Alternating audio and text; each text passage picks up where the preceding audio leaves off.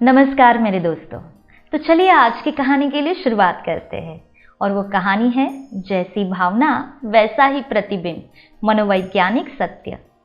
एक बार एक राजा की सभा में एक चंदन के बहुत बड़े व्यापारी ने प्रवेश किया। राजा की दृष्टि उस पर पड़ी तो उसे देखते ही अचानक उनके मन में विचार आया कि कुछ ऐसा किया जाए ताकि इस व्यापारी की सारी संपत्ति राजकोष में जमा कर दी जाए। व्यापारी जब तक वहां रहा, राजा का मन रह रह कर उसकी संपत्ति को हड़प लेने का करता। कुछ देर बाद व्यापारी चला गया। उसके जाने के बाद राजा को अपने राज्य के ही एक निवासी के लिए आए ऐसे विचारों के लिए बड़ा खेद होने लगा। राजा ने सोचा कि मैं तो प्रजा के साथ न्यायप्रिय रहता हूं, आज मेरे मन में ऐसा कलुषित विचार क्यों आया।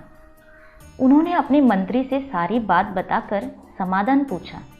मंत्री ने कहा, इसका उत्तर देने के लिए आप मुझे कुछ समय दें। राजा मान गए। मंत्री विलक्षण बुद्धि का था। वह इधर उधर के सोच विचार में समय न खोकर सीधा व्यापारी से मैत्री गांठने पहुंचा।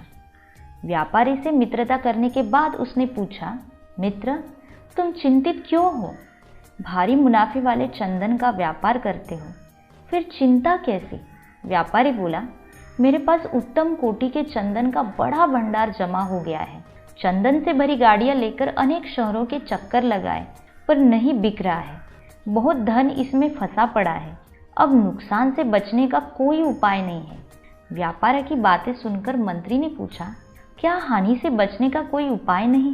व्यापारी हंसकर कहने लगा, अगर राजा की मृत्यु हो जाए तो उनके दाह संस्कार के लिए सारा चंदन बिक सकता है। अब तो यही अंतिम मार्ग दिखता है।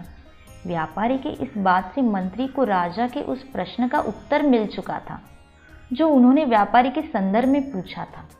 मंत्री ने कहा, तुम आज से प्रतिदिन राजा का भोजन पकाने के लिए 40 किलो चंदन राज रसोई भेज दिया करो। पैसे उसी समय मिल जाएंगे। व्यापारी यह सुनकर बड़ा खुश हुआ। प्रतिदिन और नकद चंदन बिक्री से तो उसकी समस्या ही दूर हो जाने वाली थी।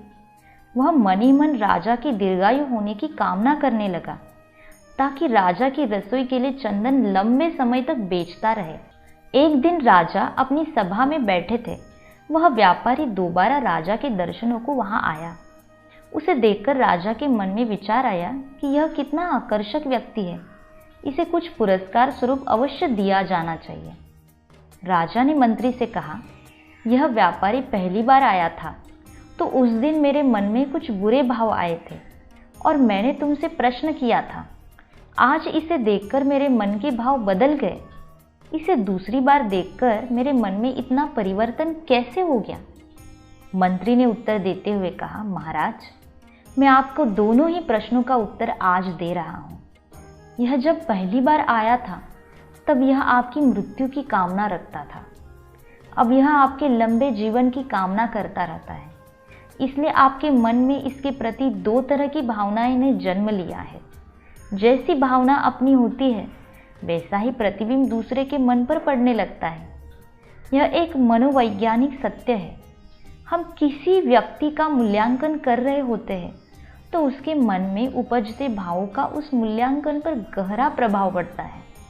इसलिए जब भी किसी से मिले तो एक सकारात्मक सोच के साथ ही मिले ताकि आपके शरीर से सकारात्मक ऊर्जा निकले और यह व्यक्ति उस सकारात्मक ऊर्जा से प्रभावित होकर आसानी से आपके पक्ष में विचार करने के लिए प्रेरित हो सके।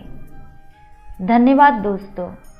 और मैं आपका शुक्रिया अदा करना चाहूँगी कि आपको ये कहानी ज़रूर अच्छी लगी होगी और अगर अच्छी लगी है तो हमें सब्सक्राइब, लाइक और कमेंट करना मत भूलिएगा।